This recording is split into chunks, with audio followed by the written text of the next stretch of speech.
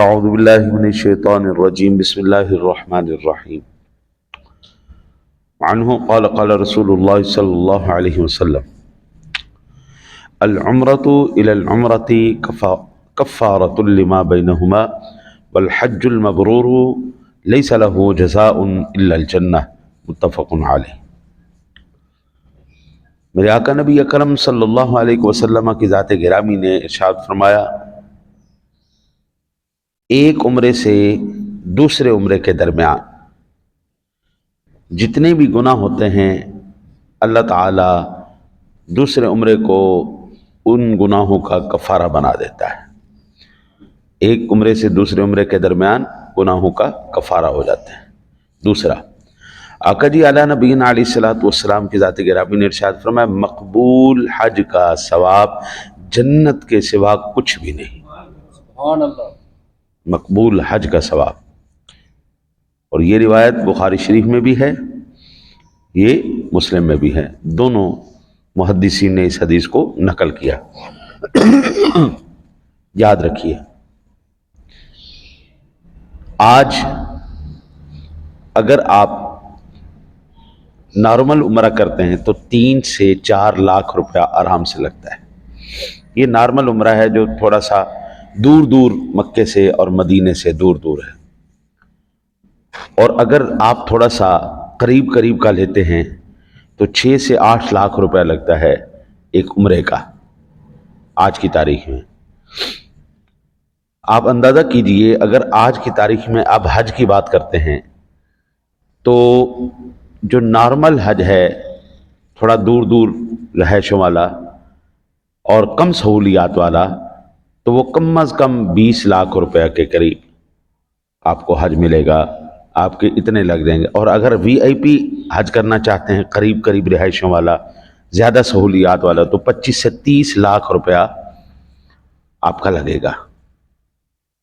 لیکن اس کے باوجود آپ کے پاس کوئی گارنٹی نہیں ہے کہ یہ دونوں چیزیں قبول ہو گئیں، آپ کے پاس گارنٹی نہیں ہے۔ لیکن میں آپ کو عرض کرتا ہوں، میرے آقا جی اعلیٰ نبینا علیہ الصلوۃ والسلام کی ذات گرامی نے ارشاد فرمایا، جو ماں باپ کو مسکرا کر اچھے سے، پیار سے، محبت سے ان کا چہرہ دیکھ لے، اللہ اس کو مقبول حج کا ثواب عطا فرماتا ہے۔ اب 30 لاکھ روپیہ لگانے کے بعد آپ کے پاس کوئی گارنٹی نہیں ہے کہ وہ مقبول ہوا یا نہیں ہوا، یا 8 لاکھ روپے لگانے کے بعد آپ کے پاس کوئی گارنٹی نہیں، لیکن میرے پاس سرور دو عالم صلی اللہ علیہ وسلم کی زبان کی گارنٹی ہے، تو مسکرا کے ماں باپ کے چہرے کو دیکھ، اللہ تجھے حج مقبول کا ثواب عطا فرمائے گا۔ سبحان اللہ۔ اچھا جی، اب صحابی جو ہے نا جی، ان میں بھی کیٹیگری تھی، ہر ایک پیسے کے پیچھے نہیں دوڑتا تھا، نیکیوں کے پیچھے بھی دوڑتے تھے۔ تو عرض کی، یا رسول اللہ صلی اللہ علیہ وسلم، کیا میں اگر آپ اپنے ماں باپ کو ایک دن میں 2 مرتبہ دیکھوں تو مجھے 2 حج مقبول کا ثواب ملے گا؟ آقا جی نے فرمایا، ہاں ہاں، کیوں نہیں، تمہیں 2 مقبول حج کا ثواب ملے گا۔ پھر اس نے پوچھا، یا رسول اللہ صلی اللہ علیہ وسلم، کیا میں اگر 3 مرتبہ دیکھوں 3 مرتبہ حج کا ثواب ملے گا؟ فرمایا، اللہ اکبر و اطیب، اللہ کے بندے تو 100 مرتبہ بھی دیکھے گا، اللہ تجھے 100 مقبول حج کا ثواب عطا فرمائے گا۔ جن کے تو ماں باپ زندہ ہیں ان کے لیے تو لاٹری نکل آئی۔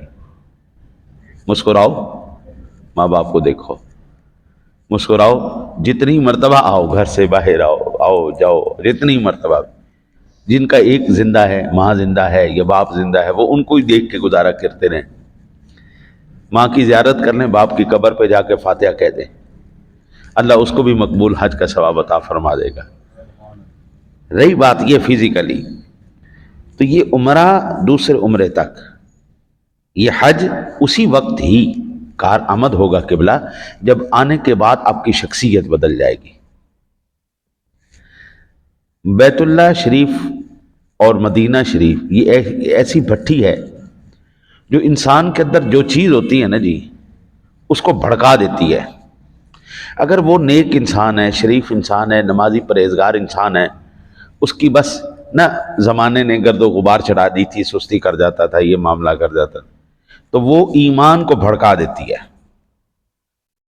وہ اوپر سے مٹی گردہ اتار کے۔ لیکن اگر وہ بندہ شیطان صفت آدمی ہے، لڑاکا، فسادی، دنگے باز، یہ چیزیں، تو پھر یہ ان جگہوں پر جانے کے بعد اس کا وہ فساد، وہ گندگی اور وہ غلاظت اور بھڑک جاتی ہے، وہ اور زیادہ بے باک ہو کے یہاں سے آتا ہے۔ تو یہ بشارتیں ان بے باک لوگوں کے لیے نہیں ہیں، یہ ان خوش نصیب لوگوں کے لیے ہے جو آنے کے بعد اپنی شخصیات کو بدل لیتے ہیں۔ بیت اللہ شریف میں طواف کر رہا نا جی، تو رش ربیع الاول شریف کا مہینہ تھا، رش زیادہ تھا، تو ایک مائی صاحبہ نا جی وہ گلاب کے نا دھاگے نوچ رہی تھی، میری نظر پڑی، میں نے مائی صاحبہ سے کہا، مائی صاحبہ خدا کا واسطہ اللہ کے گھر میں آ کے تو باز آ جاؤ، آپ اللہ کے گھر میں آنے کے بعد بھی چوری سے باز نہیں آ رہی۔ وہ میں نہیں لا رہی، وہ آپ پہ میرے کول آ رہے ہیں۔ ٹھیک ہے جی باجی، ماں جی ٹھیک ہے، ہوں کعبے دا غلاف ہے، وہ کہہ رہا ہے میں آپ جانا ماں جی کول، میں کہا ماں جی اللہ دا نام، اللہ دے گھر آ کے بخش دو، اس کا وہ آپ پہ میرے کول آ۔ وہ ایک مجاہد وہ کینچی لے کے آیا ہوا تھا، میں نے کہا تم لوگوں کی وجہ سے انہوں نے اوپر کیا تھا، اگر اب نیچے کیا ہم ہاتھ لگا سکتے تو اللہ واسطے ایسی حرکت نہ کرو۔ طواف کے دوران حاجیوں کی بیلٹیں اتر گئیں، پیسے نکل گئے۔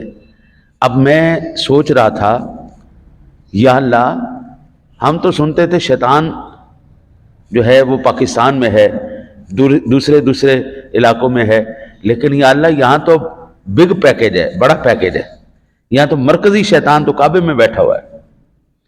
حاجی آئے ہوئے ہیں، بیلٹیں لگائی ہوئی ہیں، ان کے بیلٹیں چوری ہو رہی ہیں، ان کے پیسے چوری ہو رہی ہیں، ان کے ویزے، ان کی یہ ساری چیزیں چوری ہو رہی ہیں۔ اب حرم کی حدود ہیں، وہ کتنا خوفناک شیطان ہوگا جو حرم کی حدود میں بھی باز نہیں آ رہا۔ ابلیس تو باز آ گیا، لیکن جو ادھر کا شیطان بیٹھا ہوا ہے وہ نہیں باز آ رہا، نہ کعبے۔ اور ایک مجاہد اس کو کرنے کے لیے، حجر اسود کو لمس کرنے کے لیے، اتنا اس نے دھکے مکی ہو کر کے اس کی اوپر والی چادر کہیں گئی، نیچے والی اس کی چادر بڑی مشکل سے اس نے سنبھالی، بڑی عجیب کیفیت ہو گئی۔ او بابا، وہاں کا ایک دھکا 1,00,000 دھکے ہیں، وہاں کا ایک گناہ 1,00,000 گناہ کے برابر ہے۔ ساری زندگی اتنی نیکی نہیں کی جتنے گناہ کما کے بندہ آ جائے۔ ایسا نہ ہو، دور سے ہی حجر اسود نظر آئے، بسم اللہ اللہ اکبر، بس چوم کے آنکھوں سے لگا لے۔ اگر سرکار دو جہاں صلی اللہ علیہ وسلم اپنی لاٹھی شریف اونٹنی پہ بیٹھے ہوئے ایسے بسم اللہ اللہ اکبر لگا کے اس طرح چوم سکتے ہیں تو آپ بھی چوم سکتے ہو یار۔ رش جب زیادہ ہو، ہاں، پھر جب کم رش ہو پھر آپ چلے جائیں، پھر لگا لیں، اللہ آپ کو دوبارہ موقع دے گا۔ لہٰذا کوشش یہ کرے کوئی بھی نیکی کرے اس کو ضائع نہ ہونے دے۔ نماز پڑھ لی، قرآن پڑھ لیا، حج کر لیا، عمرہ کر لیا، اس کو ضائع نہیں کرنا۔ پہلے نیکیاں بڑی مشکل سے ملتی، اللہ کرے آپ کو مجھے عمل کی توفیق عطا فرمائے۔ اللہم صلی